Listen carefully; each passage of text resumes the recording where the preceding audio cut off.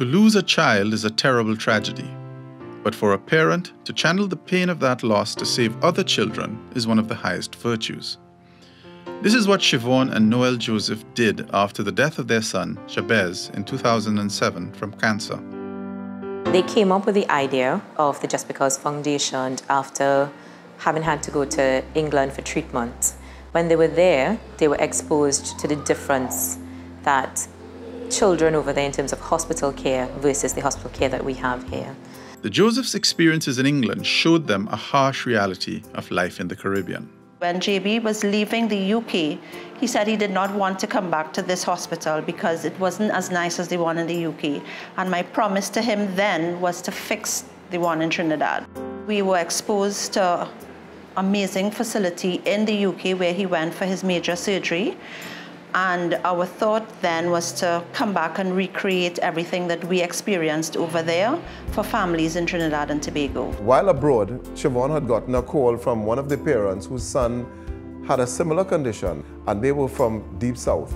And they had so many challenges, so many issues, just traveling with a sick child, with fever, vomiting in a vehicle. It was awful for them.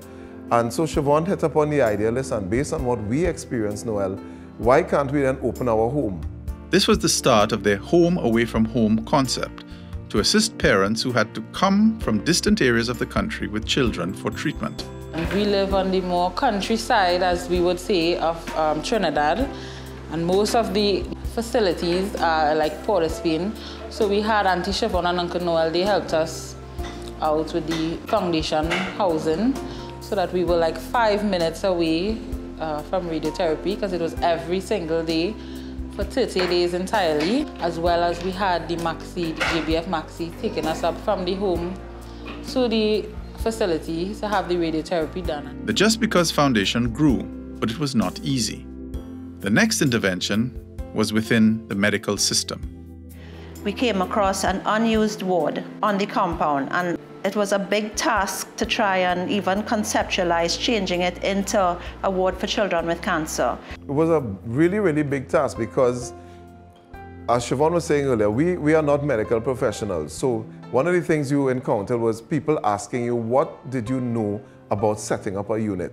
And the answer is nothing. We were parents. For them to actually institute this, that meant that they had to actually go to the administration. And administrations, when you actually go to them, you have to propose your idea, you have to show them, you have to show them where the money, where the income is going to come for these changes.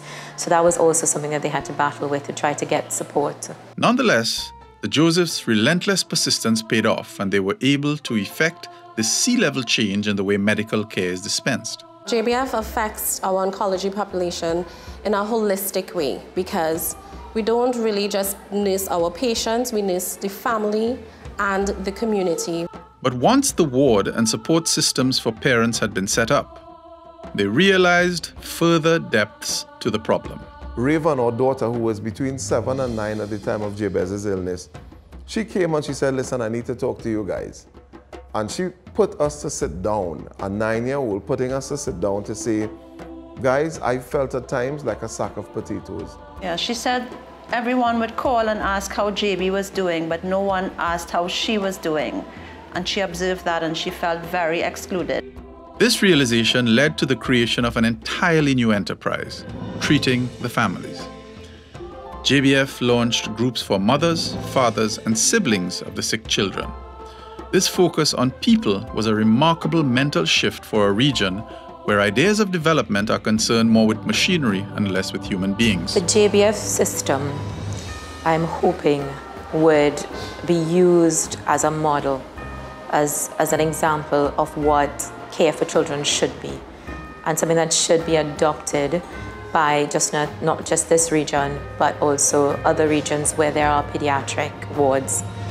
The foundation has been in existence for 12 years and has helped more than 3,400 children and their families. They have changed lives. But despite all these achievements, the foundation has ambitious plans for the future. A major part of what we've done over the past 10 years is provide support services for children with cancer, not only in Trinidad and Tobago, but we have doctors from around the region who would ask for advice. We are like a hub. So that is going to be a big thing in the next 5 years. How can we establish not necessarily a Just Because Foundation unit, but how can we then go to the other islands and say, we have a blueprint and we would like to share that with you. It's going to be JBF Caribbean in the next 5 years. For these reasons, Chevaughn and Noel Joseph, founders of the Just Because Foundation in Trinidad and Tobago, have been named the Anthony and Sabga Caribbean Awards for Excellence Laureates in Public and Civic Contributions for 2018.